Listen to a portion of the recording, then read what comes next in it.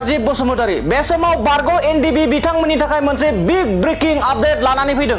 बारग' एनडिबि बिथांमोननि थाखाय मोनसे जोबोरैनो मोजां खौरां लानानै फैदों। बर' हारिनि थाखाय 34 बोसोर सोमावसारबोनाय बारग' एनडिबि बिथांमोननि थाखाय बिटिआर सरकार आरो रायजो सरकारा मोनसे मोजां थांखि लानायखौ बे समाव नुनो मोननाय जादों। बिटिआर सरकार आरो रायजो सरकारा बारग' एनडिबि बिथांमोनखौ साख्रियाव थिसननायनि थांखि लाबाय। बारग' एनडिबि बिथांमोननि थाखाय आसाम पुलिस 2% रिजार्भ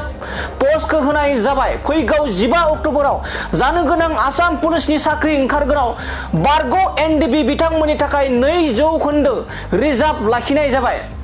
थारैनो बे समाव प्रमद बर'नि दैदेननाय सरकार आरो बिटिआर हाग्रा बिफाननि मावफुं सोद्रोमा रनजित बसुमतारी बिथांमोना जेराव बारग' एनडिबि बिथांमोनखौ जायखिजाया खामानियाव मुखुब खालामनो नाजाबाय थानाय जादोंमोन आरो बे समाव बिटिआर सरकार आरो आसाम सरकारा आसाम पुलिसाव फैबाय थानाय अक्ट'बर दानाव ओंखारनो गोनां एबा अक्ट'बर खालाराव ओंखारनो गोनां पुलिसनि साख्रि ओंखारनो गोनाङाव 2% रिजार्भ खालामना होनाय जाबाय। बे समाव मख'नांगोन जे थांनाय आगस्ट दाननि 29 खालाराव दुलाराय बर' फरायसा आफादजों बिटिआर सरकार आरो रायजोनि गिबि मन्त्रि डक्टर हिमन्त बिश्व शर्मा एबा रायजो सरकारजों मोनसे जथुमा जादोंमोन आरो बेयाव सावरायदोंमोन। बारग' एनडिबिनि थाखाय माखासे पारामिलिटारि बायदि पुलिस बिफानफोरावहा साख्रियाव थिसननायनि थाखाय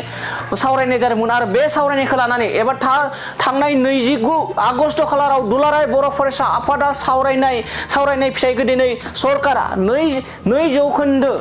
बारग' एनडिबि बिथांमोननि थाखाय पुलिस बिफानाव एबा पुलिस साख्रियावहा थिसननाय जासिगोन एबा रिजार्भ खालामनाय जासिगोन होननानै दिनै नटिस ओंखारनाय जाबाय आरो बे नटिस ओंखारनाय लोगो लोगोनो गोबां ससियेल मिडिया बायदिफोराव गोबां गोजोननायखौ फोरमायदों आरो बिटिआर सरकारखौ बे समाव माखासे बारग' एनडिबि बिथांमोना साबायखर बावनायखौबो नुनो मोननाय जादों। मानो होनोबा गोलाव सम बारग' एनडिबि बिथांमोना माखासे साख्रियाव थिसननायनि बाथ्रा बुंबाय थादोंमोन आरो गोबां रायजो राजाफ्राबो बारग' एनडिबि बिथांमोनखौ जेरैबायदि बिटिसि गोरोबथायाव बिएलटिफोरखौ साख्रियाव थिसनदोंमोन थिग बेबायदिनो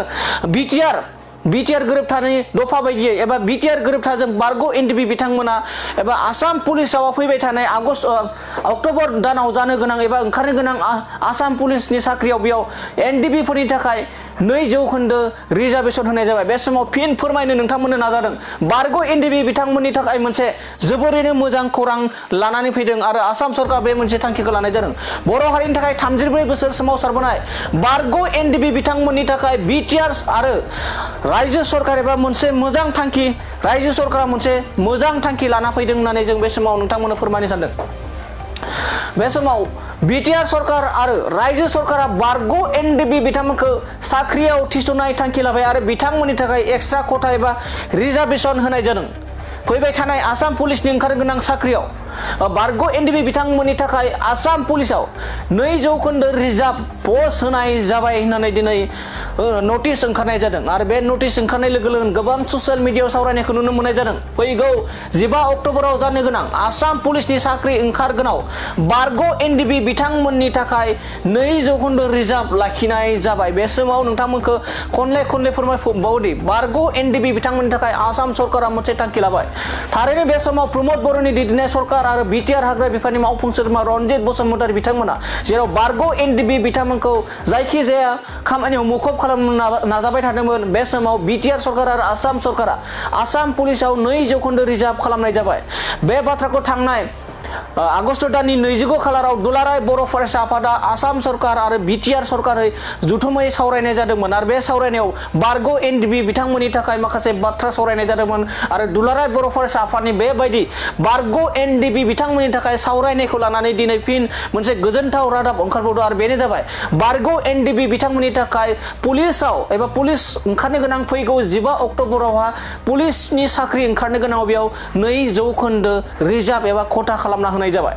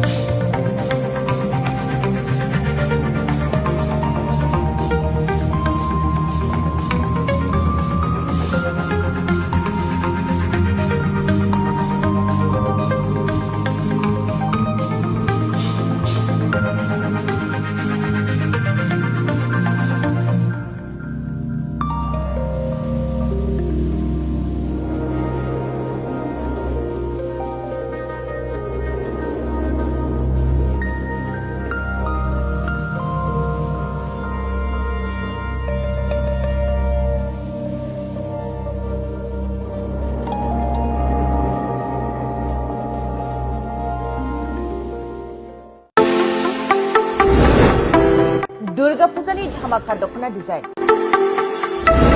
दख'ना फालांगिरि खालामग्रा बिथांमोननि थाखाय अदालगुरि सहरनि रयेल बड' फेशन हाबा लानानै फैदों फुजानि गोदान डिजाइननि दख'ना गेमस्रि गाननाय दख'ना मिथि गाननाय दख'ना थाइलेण्ड दख'नानि धामाका दख'नानि डिजाइन दख'ना फालांगिरिफोरनि थाखाय अदालगुरि रयेल बड' दख'ना गलायाव मोननो हागोन नोंथांमोना गेमस्रि गाननाय दख'ना मिथि गाननाय दख'ना सिखिरि दख'ना आर'नाइ दख'ना आरो थाइलेण्ड दख'नाखौ हलसेल रेटआव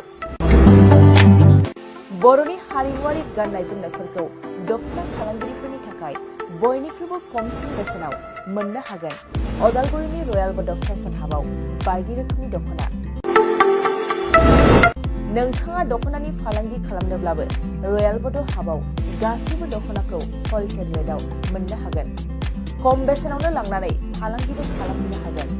रयेल बड' गलायाव थांनाय फैनायनिबो जेबो उसुबिदा गैया रयेल बड' हाब दख'ना गलानि थंआनो जाबाय अदालगुरि रेल स्टेशननि साखाथियावनो सोरबाफोर दुर्गा फुजानि अफारखौ खाबु लानानै दख'ना फालांगि खालामनोब्ला 9957383083 जानबुं नङाव खौरां